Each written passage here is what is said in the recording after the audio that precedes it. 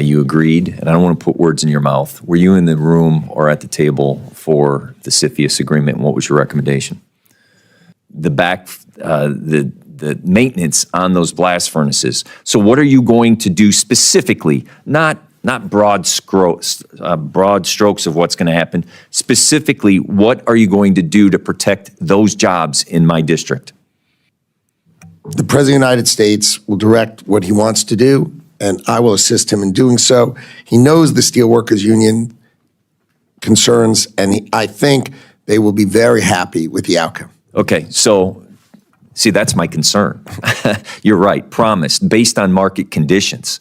So these are real life individuals. My father came over from grandfather came over from Czechoslovakia, ended up in Northwest Indiana, worked in the steel mills. Families everywhere around my district. It is our economic engine. You have passionately talked about how it is a national security issue.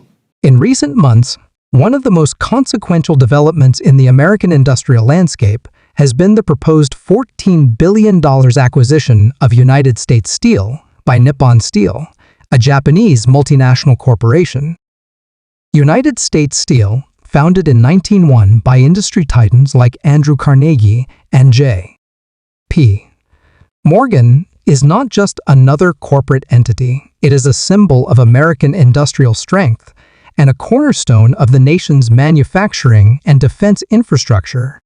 The proposed deal has ignited intense debate across political, economic, and labor sectors, raising questions about national security, labor rights, foreign investment, and the long-term direction of America's critical manufacturing base.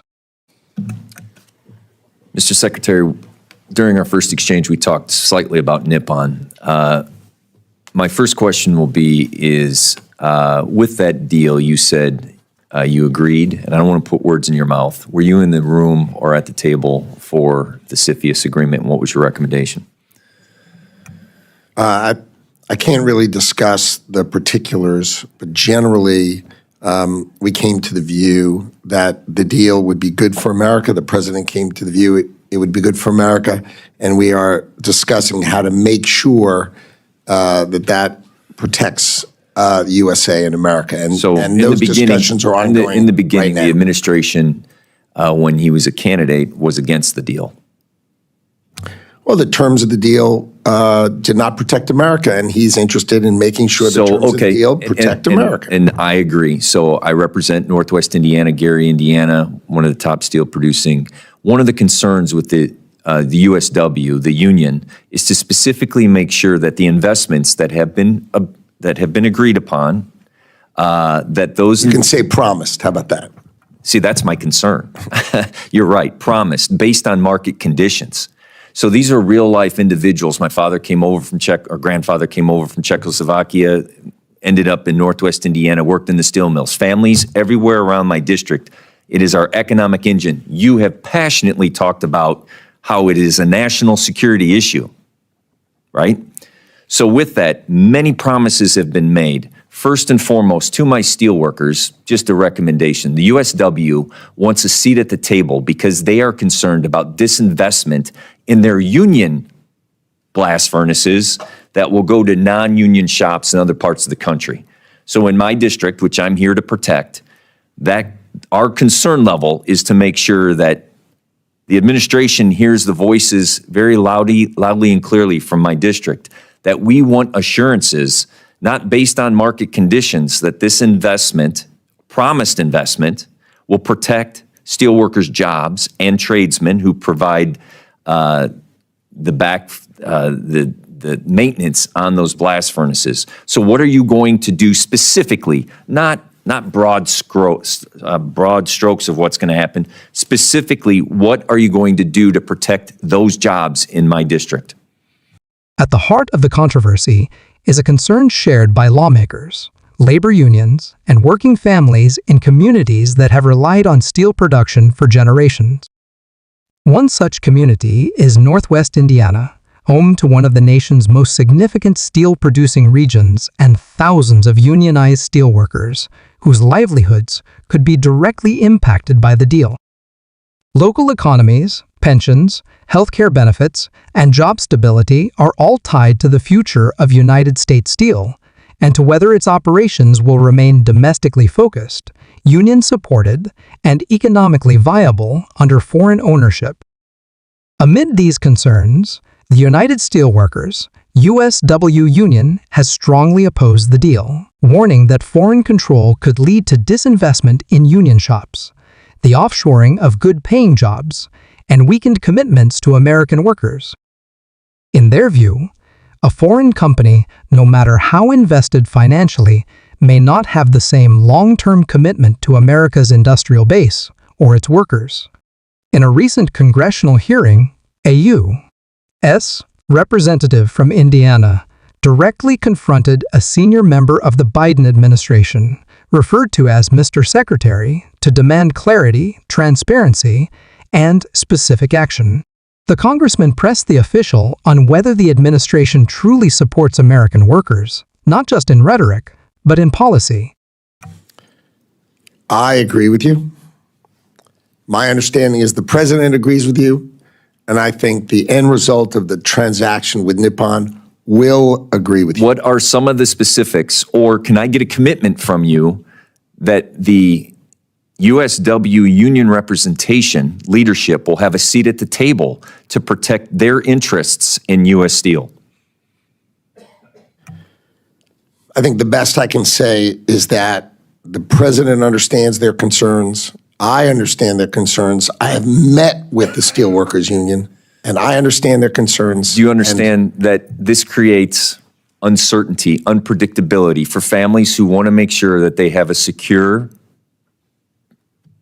income, health care, secure pension, that uncertainty causes great disbelief in what is going on? And specifically, what are you going to do to protect those jobs? I understand you agree with me. We agree that a $14 billion investment on top of a regular $14 billion investment, that's pretty good.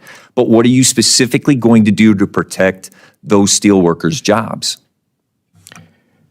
The President of the United States flew to Pittsburgh and I saw the press conference. I've got a minute. What are you So he was- specifically going to do? I saw the press conference. I saw it. I saw the rally. Specifically what are you going to do? The President of the United States will direct what he wants to do, and I will assist him in doing so. He knows the Steelworkers Union concerns, and I think they will be very happy with the outcome. Okay, so time is of the essence.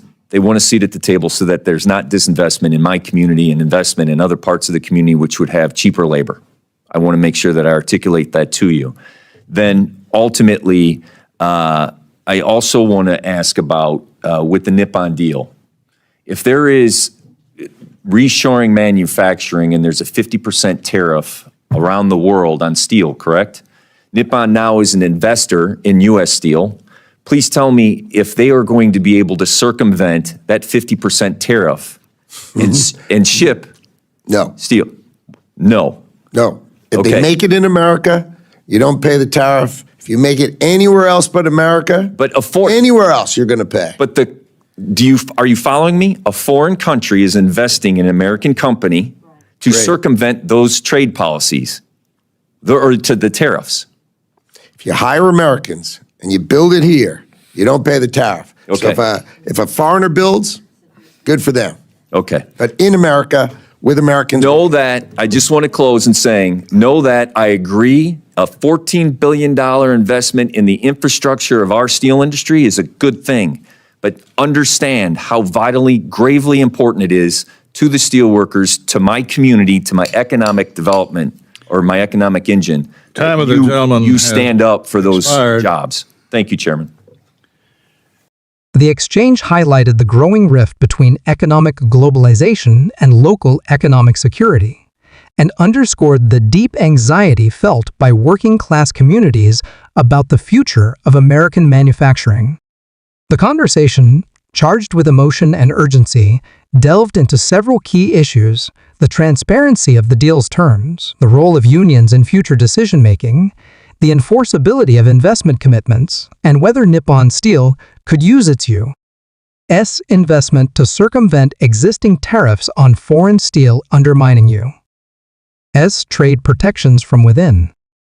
What followed was not just a political interrogation, it was a passionate plea on behalf of steelworkers, a defense of organized labor, and a challenge to an administration that has publicly vowed to protect American industry.